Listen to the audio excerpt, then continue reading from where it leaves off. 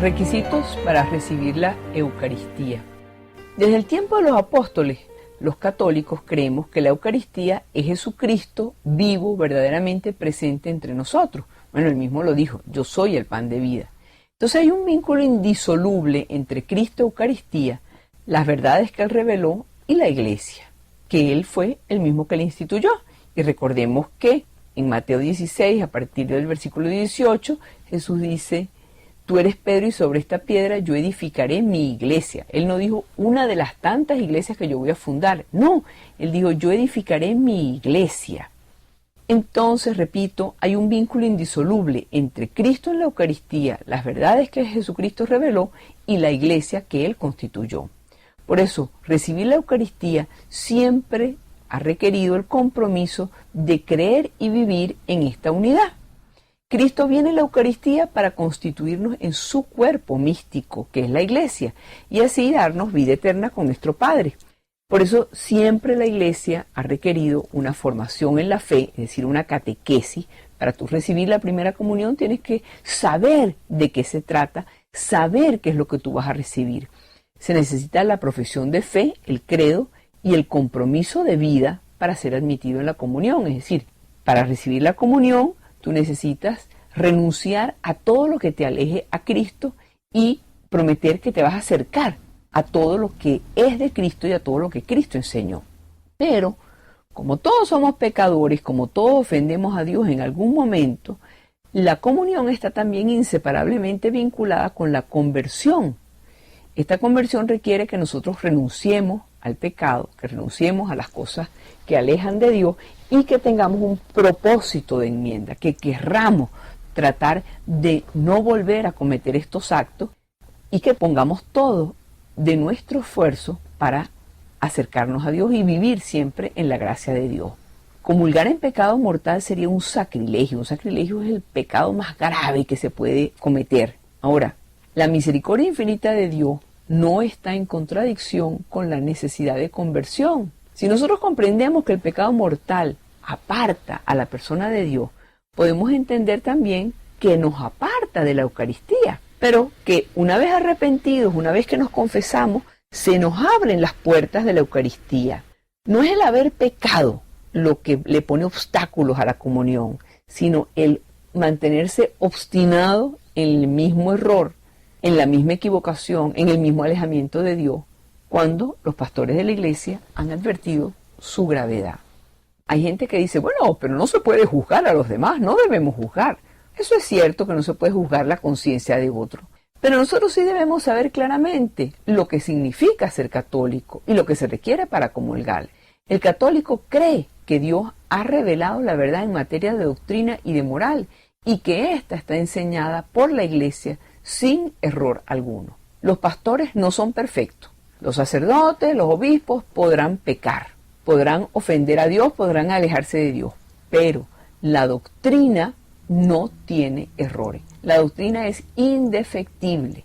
Por lo tanto, la conciencia del católico se forma a la luz del magisterio de la iglesia.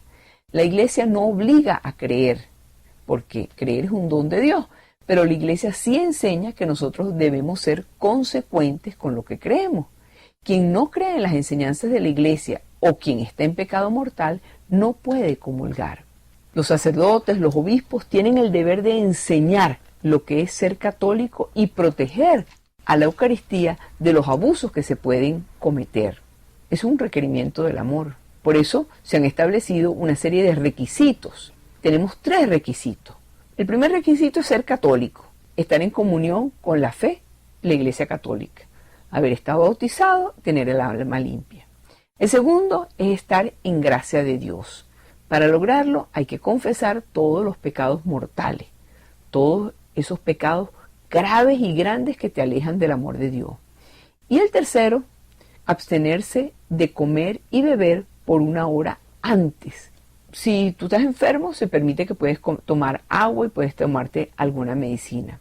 Pero abstenerse de comer y beber por 1 hora antes es para que tú vayas preparando tu alma para este gran acontecimiento que es recibir a Jesús. Desde las primeras comunidades cristianas se experimentaba la necesidad de prepararse con una conducta de vida digna para celebrar la fracción del pan eucarístico, que es comunión con el cuerpo y la sangre del Señor, y es comunión con los creyentes que forman un solo cuerpo porque se alimentan con el mismo cuerpo de Cristo.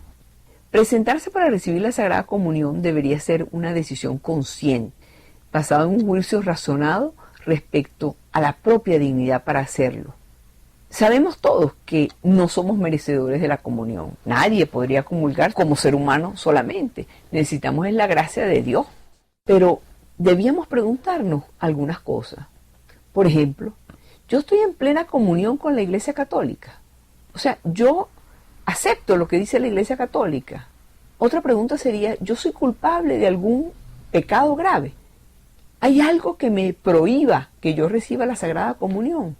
Yo me he preparado ayunando por lo menos 1 hora antes, porque presentarse a recibir la Sagrada Comunión simplemente como, porque estoy en misa, entonces voy a comulgar. No, eso es un abuso que tiene que ser corregido. Hay por otra parte faltas de criterio. Por ejemplo, la Iglesia enseña que el aborto y la eutanasia son un pecado gravísimo. La carta encíclica del Papa, el Evangelio de la Vida, dice que existe una grave y clara obligación de oponerse por la objeción de conciencia.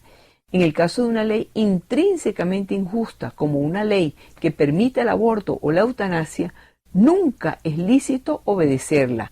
Y tampoco es lícito participar en campañas de propaganda a favor de tal ley o votar a favor de tal ley.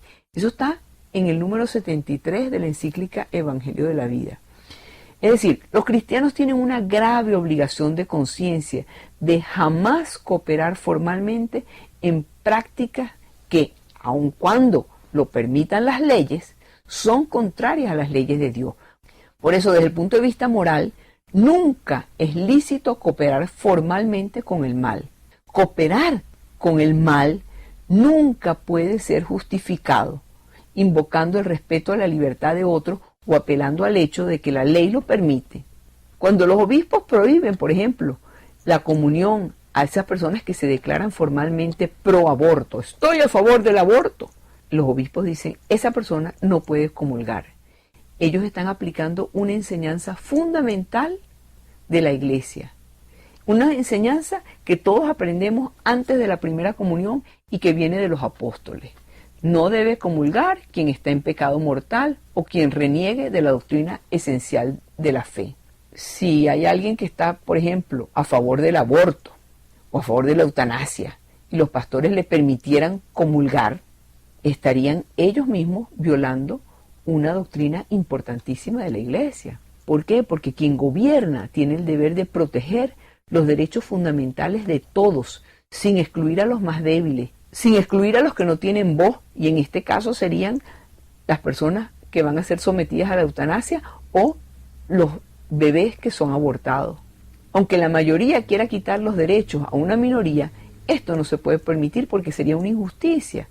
Si usted le pregunta a unos niñitos que se están preparando para la primera comunión, una persona que acepta que se asesine a los bebés no nacidos, ¿puede ser un católico practicante?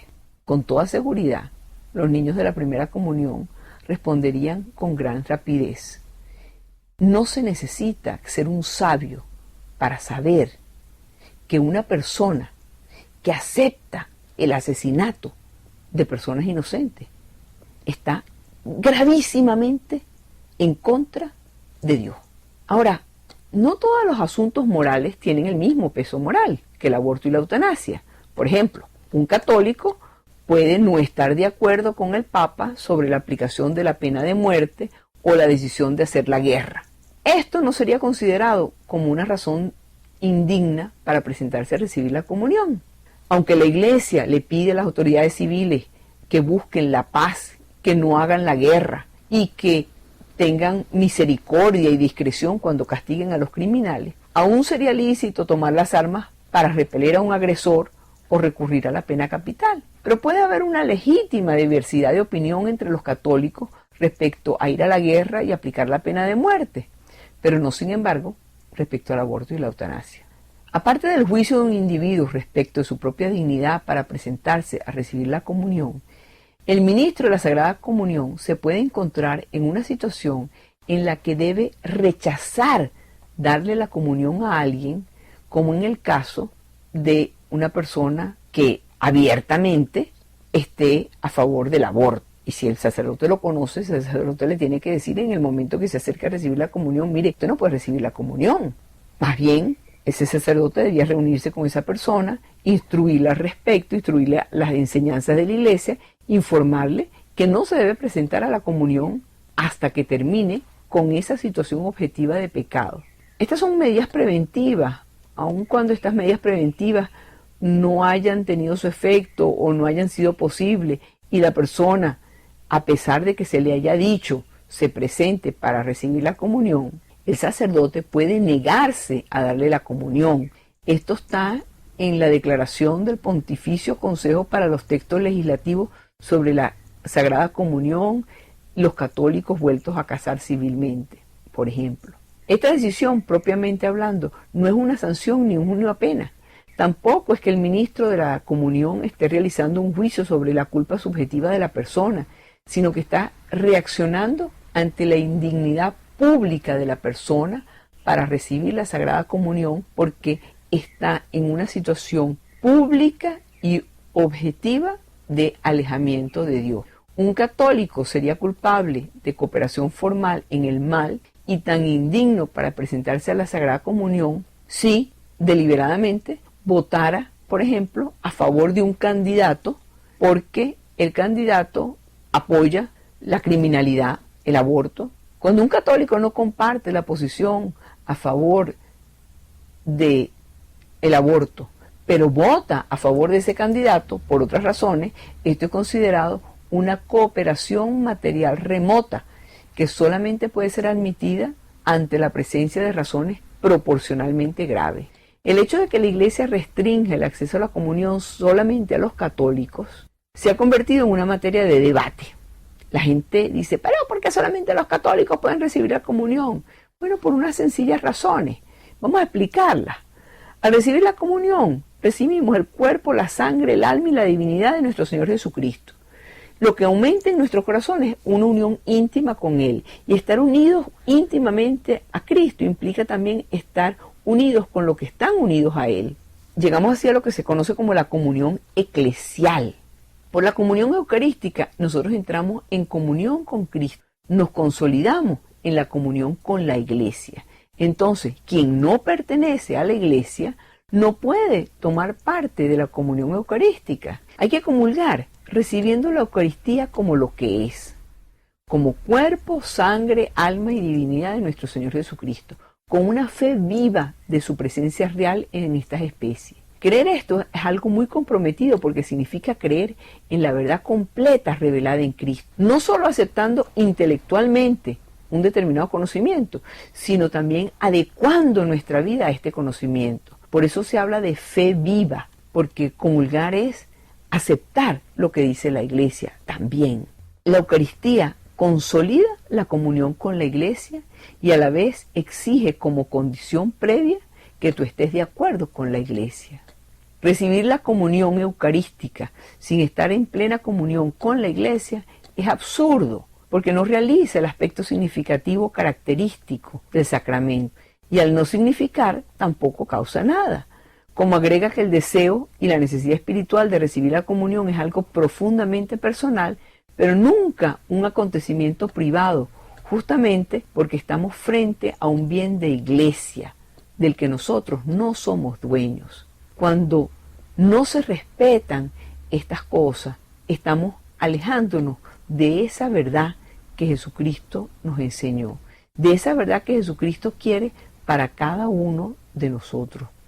La imposibilidad de celebrar juntos la Eucaristía entre confesiones religiosas diferentes es una situación muy dolorosa, pero el deseo intenso de querer hacer algo juntos no siempre significa que sea eso lo más conveniente. La eliminación del dolor ante la división sin la eliminación de sus causas, lo único que hace es empeorar las cosas. Por eso es necesario no perder de vista que la disciplina de la Iglesia que prohíbe la comunión entre las distintas religiones no es la causa de la división, sino la consecuencia. Las causas se descubren y se remueven dialogando, buscando la verdad entre todos, que es un proceso largo, un proceso a veces cansón, pero que cuando lo recorremos con paciencia y con perseverancia, nos permite una serie de reacciones muy positivas.